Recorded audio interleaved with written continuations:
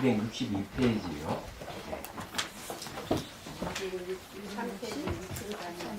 예. 그 이제 삐끗하죠. 미묘하고 깨끗한 다란이의 부동전이시여 수능왕으로서 세상이 드문 분이시다. 이거죠. 그 수능왕이라는 것은 그전에 설명했죠. 경고를 얘기합니다. 경고 불계.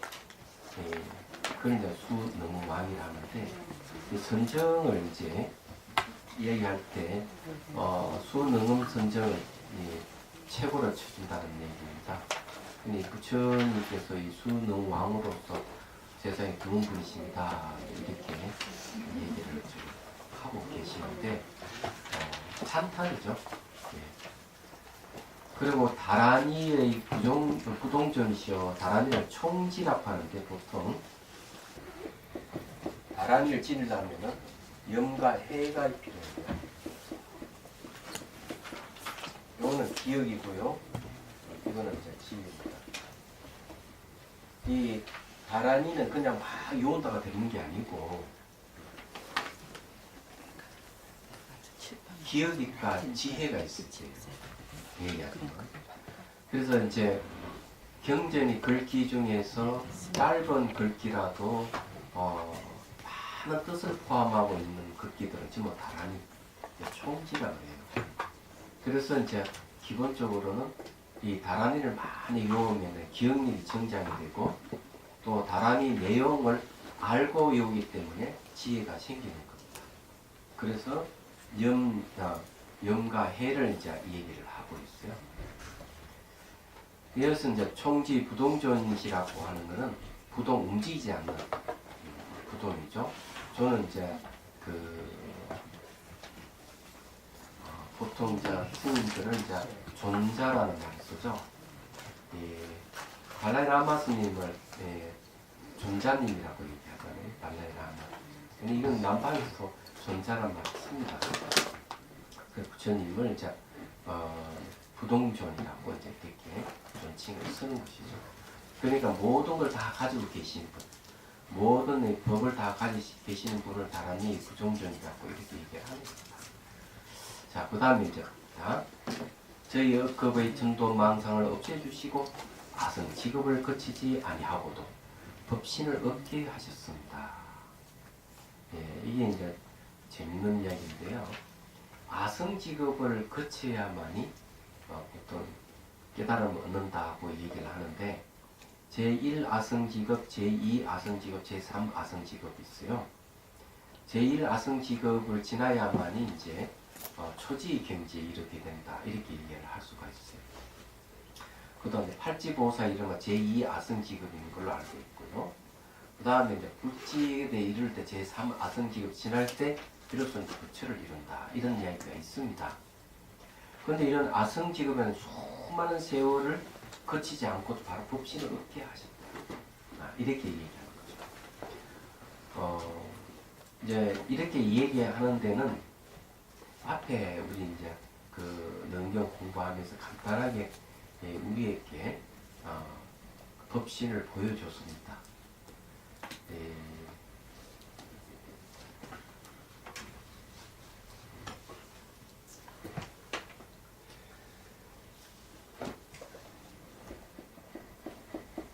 견성이라는 말을 쓰죠.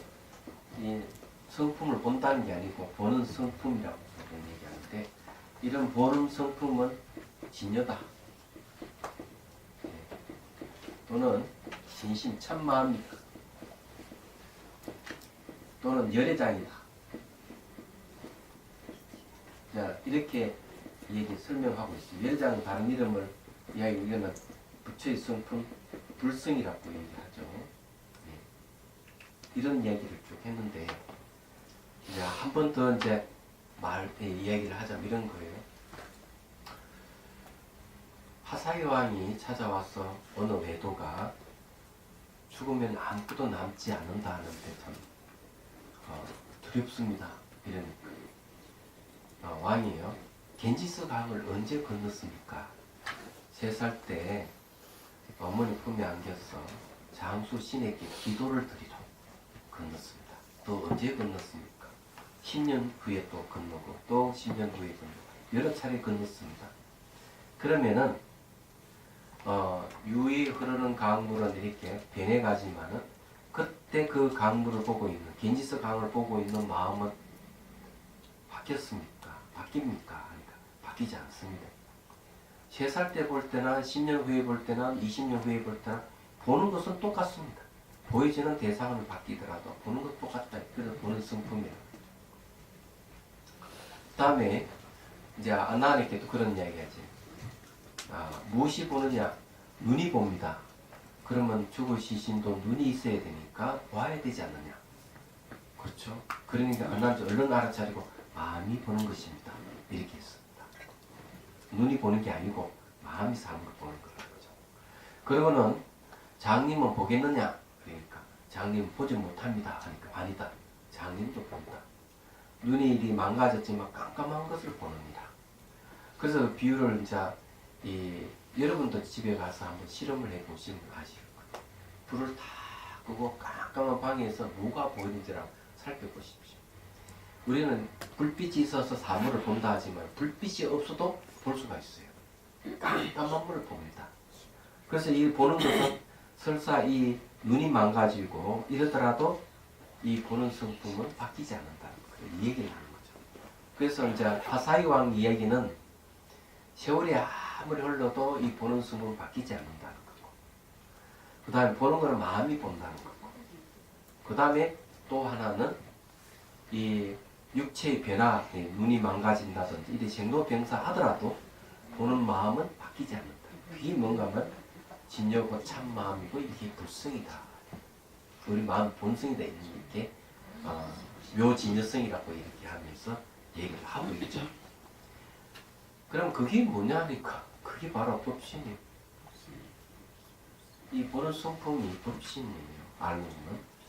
자, 이 법신이라고 하는 거는요, 법의 몸인데 육신은 생로병사하지만 법신은 생로병사가 없습니다.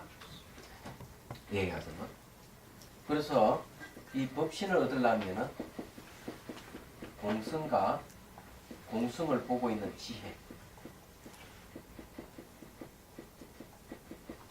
이 공성과 공성을 보는 지혜가 이 경계선이 있는데 이 경계선이 사라질 때 공성과 지혜가 마치 물에 물 탄 것 같이 물에 물을 타면 경계가 없어버리듯이 이렇게 하나 되어 있는 모습을 이제 법신이라고 얘기하는 거예요. 말하자면 그래서 우리가 진연이 진심인 여장이 보는 성품이라 하는 것은 바로 공성과 지혜가 하나 되어 있는 모습 법신과 같다는 걸 지금 이야기합니다. 그래서 여기서 뭘 얘기한다? 법신을 보면 상아성지고 그치지 않고 법신을 얻게 하였다. 그래서 이게 건기가 수성한 이들은 그냥 법문 듣기만 하더라도 바로 그 법신을 깨닫는 거예요. 법신을 얻기도 하고. 초기 경전에 수행을 할 때 수행하는 방법 딱 2가지밖에 없어요. 집중 명상과 분석 명상. 집중 명상은 사마타라고 합니다. 사마타관을 해서 이빠사나는 바로 지혜를 얻는 방법. 이게 첫 번째 방법. 두 번째는 이빠사나를 거쳐서 사마타 수행하는 것. 세 번째는 뭔가 하면 사마타 이빠사 쌍수하는 것. 이 지관 쌍수를 하기도 하고 정해 쌍수를 하고. 이 세 가지를 초기경전에 제시했는데 마지막 한 가지는 더 극적인 방법이에요. 법문 들어서 바로 깨닫는 것. 그래서 여기서 지금 이 아성경을 거치지 않고 법신을 얻게 했다는 것은 바로 들어서 깨닫는 이들을 얘기하고 있지 않나 이렇게 이제 봅니다. 자, 이제 저희들은 불가를 얻고 보왕을 이루며 다시 항아의 모리수 같은 중생을 제도하려고 합니다. 이제 법신을 얻었다고 하지만 이제 이 초지부터 법신보살이라 이름하지만 불제 이런 건 아니에요. 근데 불가, 부처의 결과가 바로 불신을 얘기하는데 부처의 몸을 얘기하는데 이 불가를 이제 얻어야 되거든요. 그래서 이 발심을 하는 거예요. 이제는 이 부처가 되기 위해서 항아의 몰수 같은 중생을 제도하려고 합니다. 이러한 깊은 마음으로 수많은 국토를 받들면 이것이 부처님의 은혜에 보답하는 것이라고 하겠습니다. 부처님의 은혜에 보답을 하려고 한다. 중생이 이 부처님의 은혜를 보답하려고 하는데 뭘 하느냐면 모래수와 같은 수많은 중생을 제도하려고 한다. 이 왜 이런 얘기를 하느냐? 일체 모든 중생들은 알고 보니 똑같은 부처의 성품 누구나 다 가지고 있더라. 그래서 이 중생들을 구제하는 것, 중생을 제도하는 것이야말로 부처님 은혜에 보답하는 것이다. 부처님께 이 세상에 출연해서 부처님께 우리에게 뭘 가르쳤느냐? 이 육체는 생로병사하지만 마음의 본성은 생로병사하지 않는다는 것을 가르쳐 주신 거죠. 그래서 생로병사를 통해서 무한한 고통을 받고 있는 고통에서 벗어나게 해주는 가르침을 펴셨단 말이에요. 그러면은 부처님이 중생을 그렇게 구제하듯이 나도 일체 모든 중생을 구제하고자 하는 마음을 서원을 세운 거죠. 이것이야말로 부처님께 지향하시는 바 알아서 부처님의 은혜에 보답하는 것이다. 이렇게 생각하는 겁니다. 근데 여기에는 말이요. 근기가 있어요. 근기. 하근기, 중근기, 상근기를 나누는 겁니다. 그럼 이게 지금 현재 부처의 은혜에 보답하겠다고 일체 모든 중생을 구제하겠다고 하는 것은 상근기. 큰 사람이 하는 행동이 작은 사람은 할 수 없고 중간 사람도 할 수가 없어요. 그래서 불교에서는 종교가 기본적으로 3개 종교를 얘기해요. 불교 안에 종교가 3개가 있는 거예요. 이거는 옛날에 한 번 했는데 한 번 더 말씀드리면 첫 번째는 인천교 또는 천인교라고 합니다. 예, 천인교.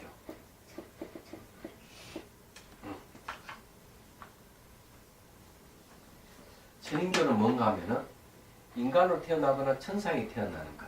최종적으로는 이 그 하늘과 인간의 가르침이라고 하는 것은 결국 이 하늘에 천국에 태어나고자 하는 이들을 위한 가르침이 있는 거예요. 인간계보다 천국에 태어나는 게 좋죠. 그러면 불교의 천국은 몇 개가 있느냐? 28개의 천국이 있어요. 욕심의 세계에 6개가 있고 3개 물질이 청정한 세계에 18개가 있고 우습게 정신만 있는 세계에 천국이 4개가 있어요. 그러니까 총 합하면은 28개가 됩니다. 28개의 천국이 있는데 이 천국 가는 건 매우 쉽습니다. 계율을 잘 지키고 도덕성을 갖추고 남한테 많이 베풀어 부시를 많이 하는 거죠. 봉사를 많이 하고 이렇게 하면은 천국에 태어날 수가 있다. 그런데 이런 가르침은 작은 사람을 위한 가르침입니다. 달라이 라마 스님께서는 지구상의 모든 종교의 대부분이 천인교에 속한다. 천인교. 여기서 못 벗어난다. 이렇게 얘기를 하시는 거예요. 이 보리 도덕론에서 그런 강의를 하셔요. 그런데 이제 이거는 달라이 라마 스님만이 이런 주장하는 건 아니에요. 규병 종밀 선사도 불교의 안에는 5개의 종교가 있다 하면 첫 번째로 천인교. 이거는 인천교라는 인천교는 천인교 똑같아요. 천인교를 들고 있습니다. 그래 이거는 보편적인 사고죠. 그런데 왜 이 천인교가 작은 사람의 근기가 하열한 사람이 믿는 종교냐는 거죠. 천인이 천국이 완전하다고 생각하고 천국이 불멸의 세계라고 영생의 세계라고 이렇게 생각을 하는 거죠. 그렇지만은 불교의 입장에는 아닌 그렇다는 거죠. 왜? 이유는 간단해요. 모양과 색깔이 있는 세계는 시간과 공간의 제약을 받는 거예요. 시공간의 제약을 받는 세계는 시간적으로 변할 수밖에 없어요. 그건 생로병사가 있을 수밖에 없는 거죠. 그래서 천국도 생로병사 하는 거예요. 그래서 이제 두 번째 소승교.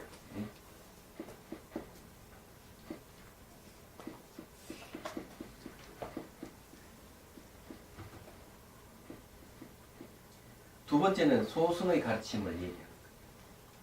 소승의 뭘 이야기하는 건 열반을 목적으로 하는 거예요. 열반은 시간과 공간을 완전히 벗어난 출세간이에요. 우리가 보면 세간이라 하는 세 하는 거는 시간을 얘기합니다. 세. 이거는 시간이에요. 간 하면은 사이 간자 쓰나요? 이건 공간이에요. 그래 시간과 공간이 있는 세계는 욕계식기 무색계. 만일에 사람 사는 그 생명이 사는 갈래로 치면은 제 밑에 지옥, 그 다음에 축생이 동물의 세계, 그 다음에 귀신의 세계, 아기, 천상, 신들이 싸움 좋아하는 신의 아수라, 그 다음 인간, 천상. 이 6가지. 6갈래에는 다 세간이에요. 시간과 공간의 제약이 있어. 근데 열반은 시간과 공간의 제약이 없는 거예요. 열반은 어떤 원인에 의해서 생긴 결과가 아니에요. 이건 원인이 없어요. 결과를 내지도 않고. 열반은 마치 뭐 같은가 하면은 연잎에 이래 이 온물을 부어도 연에 온물을 부어도 연잎에는 물들지 않듯이 열반은 어떤 번뇌에 물들지 않는 걸 얘기합니다. 대단한 거죠. 그리고 시원한 물로 그 목마름을 해소하고, 그리고 또 뜨거운 물, 물로서 확 꺼버리듯이 번뇌의 불을 확 꺼버려주는 게 열반이에요. 이게 대단한 거예요. 근데 어쨌든 말이죠. 이 열반의 불생불멸 불구조 부정불광 이걸 추구하는 게 소승교라. 이건 중간 사람, 중간 크기의 근기를 가진 사람들이 닦는 방법. 왜? 천국이 완전하지 않기 때문에 열반을 추구하는 거예요. 그 다음에 이제 대성교가 있는 거예요.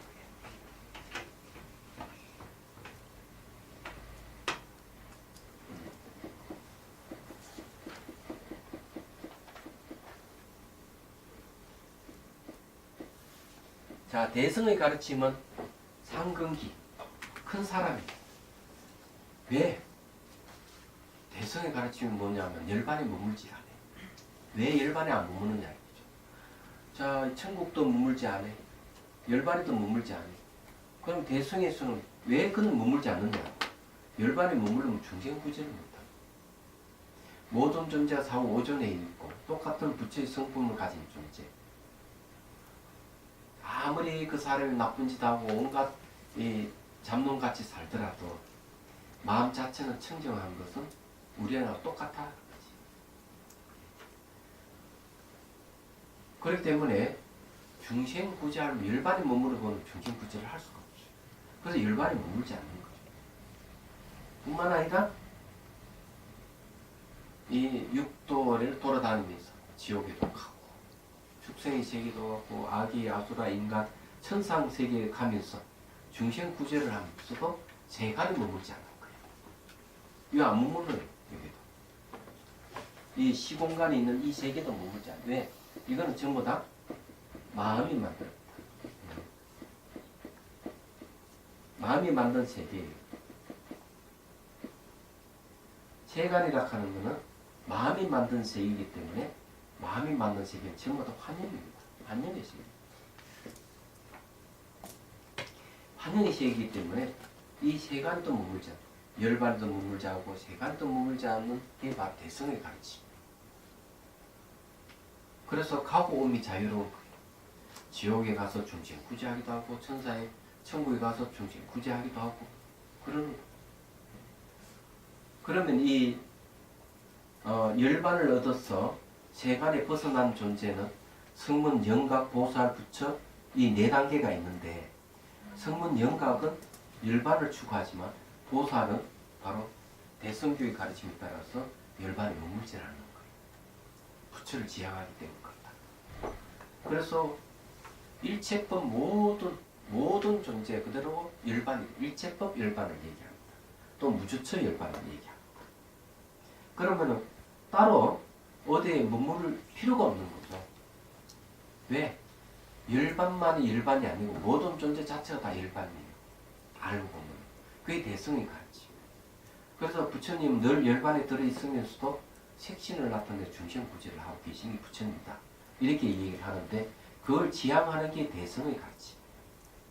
그래서 이 대성의 가르침에 다시 동교와 원교의 가르침을 또 추가한 것이 이제 정밀 스님의 이제 그렇게 주장을 하고 계시죠. 그 넓게 보면 불교 안에도 종교가 5개가 있고 줄이면 3개, 전인교, 소승교, 대성교. 그럼 여기서 중생 구제한다.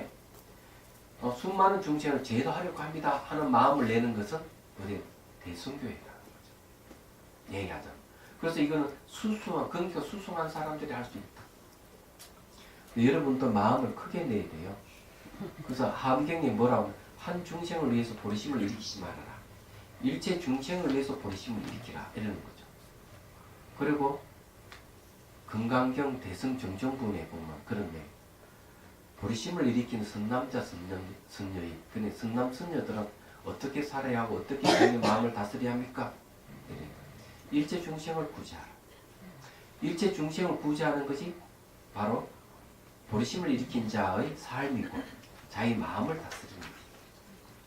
그 말은요, 잘 생각해보면 아시겠지만 일체 중생을 구제하는 마음을 내려면 마음이 얼마나 크겠어? 엄청나게 크죠? 마음이 큰 사람은 자제고제한 마음은 다 떨어져 나가는 거예요. 누굴 미워하고 욕심 부리고 시기 질투하고 이런 건 잔잔한 마음이고 이게 좋다 가지려 하는 마음은 요 시계를 가지려 하는 마음은 내 마음은 시계밖에 크지 않는 거예요. 그럴 거 아니에요? 여러분도 잘 아는 남편이 미부가 막 욕을 하는 아내가 있다면 그 마음은 남편을 욕하는 크기 정도 마음밖에 안 되는 거예요. 무경계로. 예? 요즘은 남자들이 살기 힘든 세상이라고 막 얘기하기도 해요. 살기 좋은 세상, 여자들의 세상이 왔다고 그렇게 얘기하는데 남자든 여자든 그렇게 찌찌볶고 싸우는 것 자체가 마음이 작은 거야. 마음을 크게. 그래서 큰 마음, 중생, 일체 중생을 위해서는 보리심을 일으킨 자. 이런 자는 작은 마음에 마음이 휘둘리지 않는다. 번뇌가 없어지는 거죠. 뭔 말 이해가 되시죠? 그래서 금강경 대성 정정분에서 일체 중생을 구제하라. 그래서 구제하더라 구제할 때는 생각을 갖지 말아라. 왜? 다 평등하기 때문에. 이런 이야기를 이제 금강경에서 하고 있죠. 마찬가지예요. 이게 간단한 것 같아도 이 능경의 가르침은 대승의 가르침이다. 자, 근기는 말이죠. 한마디 하자면요. 근기는 하근기, 중근기, 상근기라 하더라도 남녀가 따로 없어요. 노소가 따로 없다 하는 거 빨리 알아야 돼요. 이게 남자는 상근기고 여자는 하근기고 이거 없어요. 어린아이는 하근기고 어른은 상근기 이거 없습니다. 그냥 하근기, 중근기, 상근기 이렇게 나눠져 있어요. 그 다음에 또 하나는 이 근기라 하는 게 변한다는 거죠. 하근기가 중근기로, 중근기가 상근기로 바뀔 수 있다. 이걸 명심을 하셔야 돼요. 그래서 부처님 가르침에 따라 공부를 하다 보면은 여러분 근기가 바뀐다는 거. 이게 중요한 거예요. 자, 그 다음에 자 263페이지 보십시오. 근데 스님 여기요. 예. 수많은 국토를 만들면 근데 왜 국토라고 그랬어요? 국토를 만들 수 있는 능력은 어느 때부터 이제 일어나는가? 팔지보살에 이르게 되면 국토를 만들 수 있는 능력이 생깁니다. 팔지보살이? 예. 이게 이제 그 다른 종교와 다른 게 이때 이 국토라 하는 그런 말이요. 네. 정토를 얘기합니다. 정토. 그래서 함경에도 보면은 이 정토에 대한 얘기를 하는데 보디사토와 보살들은 자기 역량에 따라서 국토를 만든다. 정토를 만들어서 중생을 구제한다. 이렇게 나옵니다. 세계 선지품에 보면요. 그 다음에 십지보살 되면은 엄청난 큰 국토를 만들어서 중생들을 이주시켜서 잘 살게 해준다. 그래서 교화를 한다 하는 게 나옵니다. 그래서 아미타불 그 세계는 몇지 10지쯤 되는 거예요. 예. 아미타 부처님 세계 불지죠. 그렇죠. 아미타 세계 그 자체가 아미타 부처님입니다. 그걸 빨리 알아야 돼요. 네. 네. 아미타.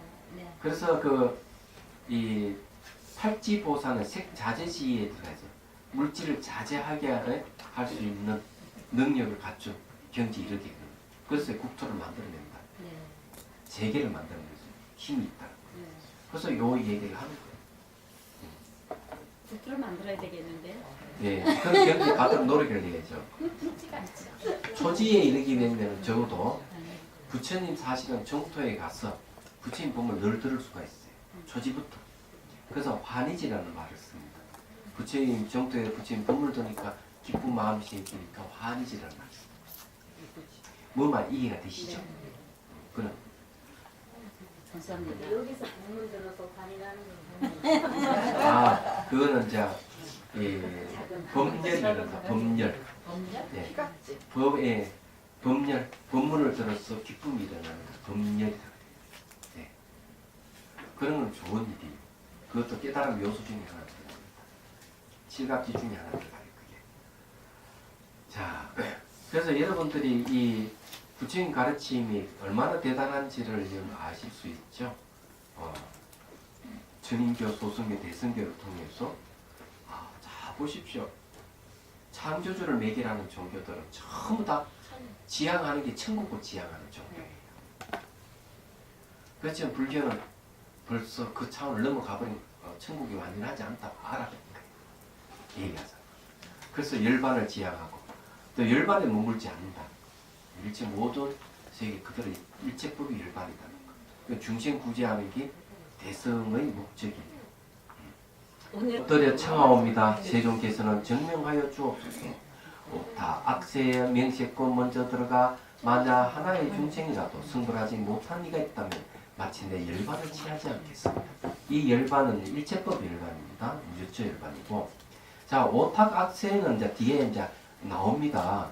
나오는데 뭐 급탁, 견탁, 번뇌탁, 중생탁, 명탁 이렇게 돼 있어요. 이래 있으니까 뒤에 나오니 그때 설명. 본문을 우리가 공부를 하면서 이해하도록 하고요. 넘어갑니다. 대웅 대력하고 대자 대비하신 부처님이시여 다시금 저희들은 미시한 의욕을 없애주시고 저희들이 하루빨리 위없는 깨달음에 올라 시바의 도량에 앉게 하소서.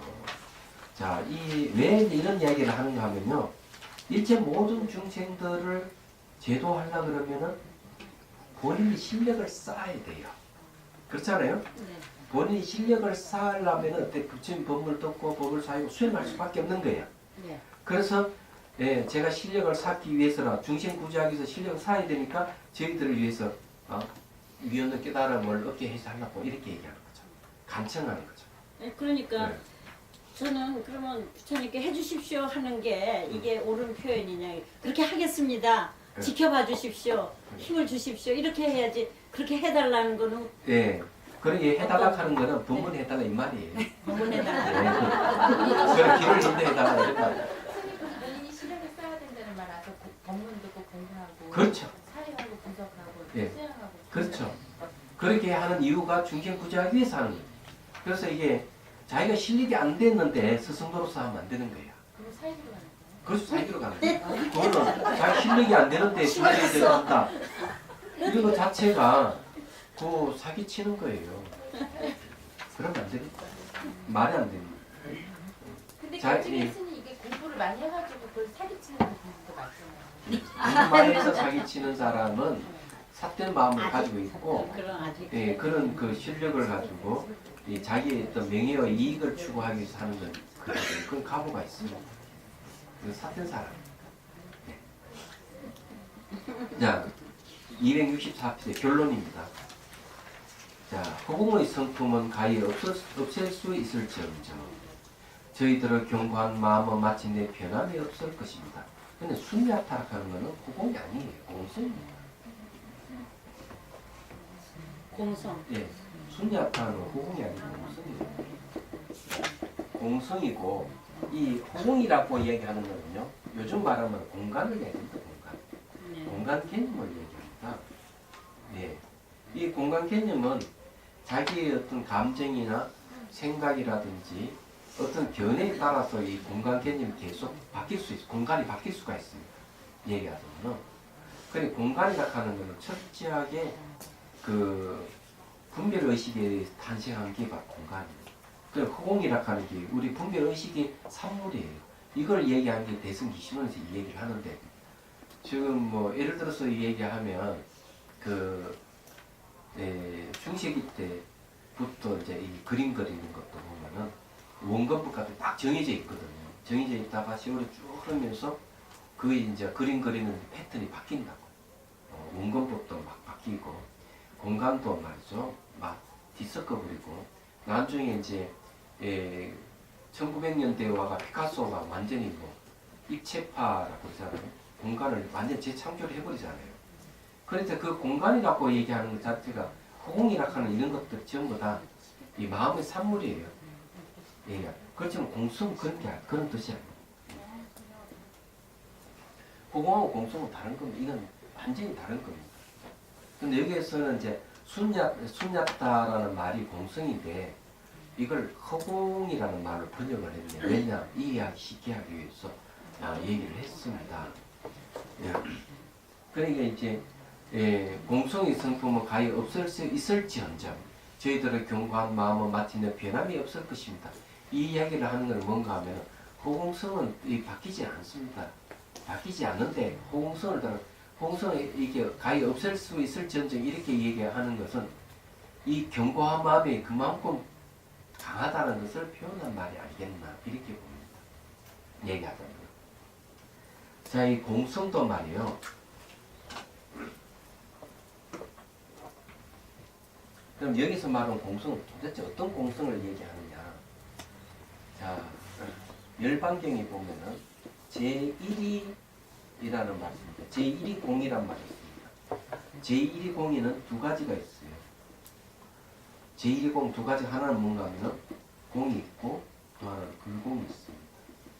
이 공을 갖다가 불변이라는 말을 쓰고 불공이라는 것은 인연을 따른다 해가지고 수연이라는 말을 씁니다. 그런데 이 공 하나만을 고집하는 것은 어리석다 이렇게 얘기를 하는 거죠. 공과 불공이 알고 보면 같은 제1이 공을 얘기합니다. 그래서 여기서 수냐타를 얘기하는 것은 아마 이 공 하나만 고집하는 걸 얘기하는 게 아니겠나.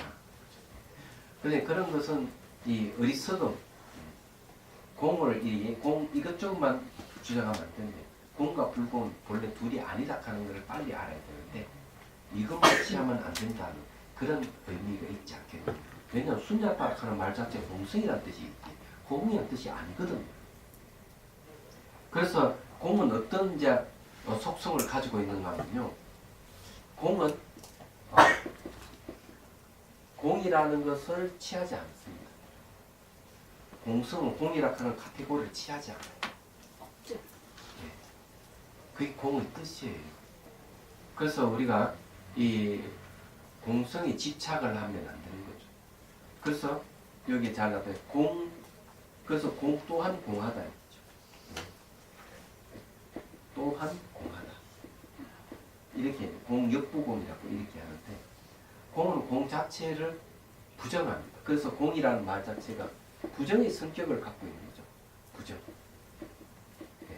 부정의 성격을 갖고 있습니다. 뭘 부정하면 상을 부정해요. 그래 공상도 부정하는 거죠. 공이라 하는 상도 부정해버려요. 공. 그래서 공 또한 공하기 때문에 원래는 공공이란 말을 씁니다. 공 또한 공하다. 그럼 뭐가 됩니까? 불공이 됩니다. 그래서 공과 불공은 둘이 아니다. 일반경에서 이 얘기를 하고 있어요. 그래서 이게 공 하나를 붙들고 있으면 안 되는 거예요. 근데 어쨌든 여기에는 이해하기 쉽게 위해서 호공이라는 말을 이제 바꿔서 쓴 것 같습니다. 그래서 거기에 525의 주를 보십시오. 뭐라 되는가? 순야다를 번역하면 공이라고 번역하고 사카라는 경고라고 번역한다는 거죠. 공성에 체가 없으니 오히려 세망하게 할 수 있거든요. 나왔네요. 그래서 이걸 호공이라 그러면 안 됩니다. 여기서 얘기하는 게 공성이라고 번역하는 게 맞습니다. 네, 호공의 성품에 공성의 성품. 자, 공성은 상을 없애는 상을 없애는 이게 중요해요. 공성이라 하는 거는 뭐냐? 이 상을 없앤다. 이 상. 그래서 이게 공은 세망하게 하는 힘을 가지고 있대요. 예. 그래서 이게 공성은 세망하게 할 수 있을지언정, 없앨 수 있을지언정 이렇게 얘기하는 건 요 보면은 그런 뜻입니다. 공의 체가 없기 때문에 상을 세망하게 할 수 있거니와 나의 마음은 경과에 마침내 동전이 없다. 결국 뭔가 하면은 호공은 모든 상을 다 없애지만은 우리 견고한 마음은 없앨 수가 없다. 이런 뜻입니다. 그래서 이 번역을 공성이라 하십시오. 공성의 성품은 가히 상을 없앨 수 있을지언정 저희 견고한 마음은 마침내 없앨 수 없습니다. 변함이 없다는 말, 그런 말입니다. 동전이 없다는 말. 그게 주가 맞는 거죠. 여기 계한 스님이 주소를 잘 하셨네요. 그럼 됐습니까? 그렇게 하십시오. 번역은 호공의 성품이라 하면 안 됩니다. 공성의 성품, 공입니다. 공의 성품. 무슨 말 이해됩니까? 네. 쉽게 말해 공성은 상을 없앨 수 있지만은 우리 견고한 마음을 없앨 수 없습니다. 이런 말이에요. 이 내용. 이해가 되시죠? 그래서 이거는 바로 잡습니다. 내가 저기에 되고 일기스님 만나면 이 얘기 한번 해야 돼. 번역상 오류가 있죠. 오류가 아니라 헷갈리게 해요. 오히려. 공성은 상을 없앨 수 있을지언정, 상을 없앨 수 있을지언정 우리 마음을 견고한 마음은 없앨 수 없습니다. 이런 얘기. 이때 견고한 마음이 뭡니까? 중생을 다 구제하고자 하는 마음. 그런 걸 얘기해요. 그리고 위 없는 깨달음을 구하는 마음. 이건 없앨 수가 없다. 이런 얘기입니다. 자, 이제 상권이 끝났습니다. 제 4권으로 갑니다. 갈차격이 있는 거. 아니 이게 총 몇 권인 줄 아십니까? 몇 권이에요? 그러니까 이게 자격 있는 사람만 또 올라가야지 낙제해야지.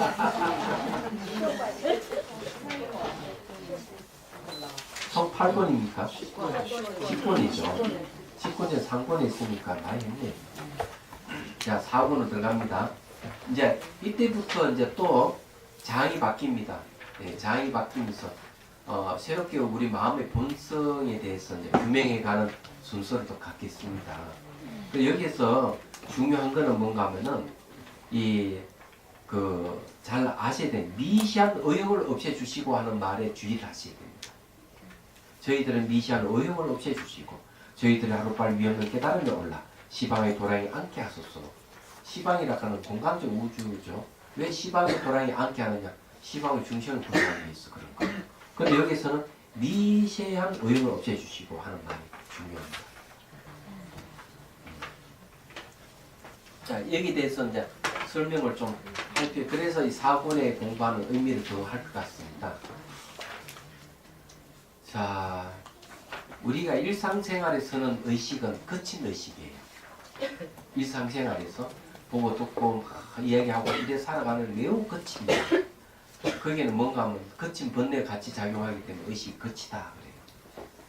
그러나 그는 뭐 의식이 어느 때 미시한가 하면은 꿈속에 있을 때, 꿈속에서 보고 듣고 하는 것은 의식이 미시합니다. 그러나 꿈속에보다 더 미시한 의식은 어떤 기절을 했을 때 의식이 더 미시합니다. 기절을 했을 때 의식이 미시한데 그와 같이 사람이 죽어갈 때 의식이 미시해져 갑니다. 얘기하자면. 그런데 왜 이게 미시한 걸 논하느냐가 중요해요. 번뇌도 거친 번뇌가 있지만 미시한 번뇌가 있거든요. 미시한 번뇌는 특히 잠재되어 있는 번뇌가 더 미시합니다. 얘기하자면. 그래서 수행을 할 때 일상생활에서 마음이 움직임 없는 경지에 이르르면 그 동정이 이르거든요. 그리고 이제 꿈속에도 마음이 움직임이 없는 경지에 이르렀다면 몽중 이르거든요. 그보다 더 미시한 마음의 상태는 이 번뇌가 많이 떨쳐나가면 의식이 미시해져 가거든요. 그럴 때는 뭔가 하면 숙면 이르거든요. 깊이 잠들었을 때 의식은 굉장히 미시한 겁니다. 그러니까 깊이 잠들었을 때는 의식은 작용을 안 하거든요. 근데 깊이 잠들었을 때 이 의식이 몸은 잠들어 있는데도 불구하고 숙면을 취하는 또 의식이 깨 있다면 숙면 일어나야 됩니다. 그럼 오매 일어나 합니다. 깰 때나 잠들 때 늘 의식이 깨 있다 이죠. 이거는 의식이 굉장히 미시한 상태예요. 의식이 미시하다 하는 건 그만큼 거친 번뇌가 다 없어지고 미시한 번뇌를 없앨 수 있는 힘을 가졌다는 얘기예요. 이런 공부 3단, 동정이론, 몽중이론, 숙면이론을 지나야만이 공성을 깨달을 수가 있어요. 왜? 의식이 굉장히 미세해져야만이 미세의 궁극을 이루고 있는 공성을 깨달을 수 있기 때문에 그래요. 뭔 말이 이해가 되시죠? 그렇기 때문에 미세한 의욕을 없앤다는 것은 의식이 아주 미세해져야만 가능한 거예요. 그래야만이 우리 이제 마음의 본성인 공성 또는 불성을 깨달을 수가 있다. 이렇게 말씀 드릴 수가 있습니다. 그래서 미시한 의욕을 없애주시고 이런 말을 하죠. 그래서 초지의 이 법신보살이 경지에 오르는 초지부터도 역시 무명을 없애갑니다. 초지도 무명 있고 이지도 무명 있고 십지까지도 무명이 다 있어요. 불지 이르러서 그때 완전한 무명이 없어지는데 이제 차츰 올라갈수록 그 무명이 미시하다는 거죠. 자, 그렇게 이제 생각하고 제4번부터는 굉장히 깊이 간다 하는 걸 이제 이해를 하셔야 돼요. 그러면 깊이 잠이 들었을 때 우리가 느끼지는 못하지 않습니까? 그 상태가 선정에서도 나타난다는 거죠. 예. 깊이 잠 숙면 상태는 의식이 작용을 안 해요. 그렇죠? 그런데 깊이 잠드는데도 의식이 깨 있다면은 그건 숙면 일이라는 거죠. 그 마음은 바뀌지 않는다. 그거는 깰 때도 잠들 때도 그 마음은 똑같다는 거예요. 그래서 오매일이라는 말이 있어요. 예.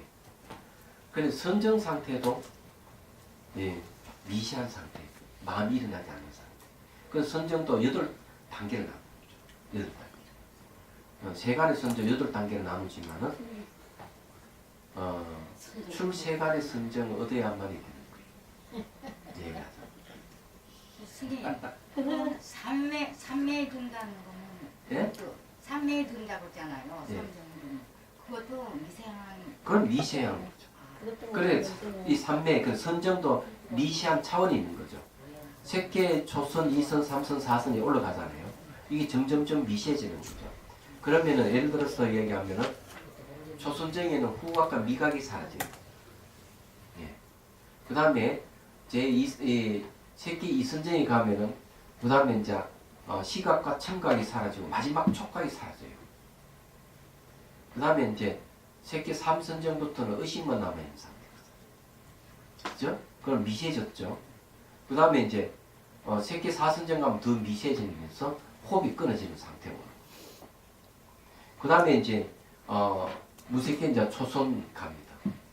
초선으로 가면 호궁을 대상으로 해서 이제 그 수행을 하기 때문에 무변처정이라고 그래요. 그럼 호궁을 대상으로 한다면은 호궁이 무변하기 때문에 예 그렇잖아요. 그러되면 물질이 다 없어져 버려요. 그러니까 색계에서 무색계로 가면은 미시한 몸의 물질적 형태도 없어져 버려요. 정신만 남은 상태가죠. 그럼 호궁을 대상으로 했던 마음이 끝이 없거든요. 그게 이제 식무변처정이에요. 그마저 버려버리면 무소의 처정이에요. 그마저 무소에마저 버려버리면 비비상처정이에요. 비비상처정은 마음이 있는지 없는지 모르는 상태거든요. 그러니까 그만큼 의식이 미세해진 거예요. 그 다음에 이제 세간을 벗어나 멸진정이 들어오면은 의식이 소멸해버려요. 얘기하잖아. 그리고 대승에서는 의식만 소멸하는 게 아니라 말라식, 자의식도, 잠재의식도 소멸해버리고 아리아식만 남는 거죠. 그게 멸진정이에요. 그런 상태가 이제 이럴 때 비로소 이제 열반이 들어가는 겁니다. 말하자면 그 열반의 다른 이는 공성이에요. 예. 그래서 얼만큼 의식이 미세해져야만 공성을 깨달을 수 있는지를 알 수가 있는 거죠. 열반에 든다 하는 것은 공성을 깨닫는다는 말이에요.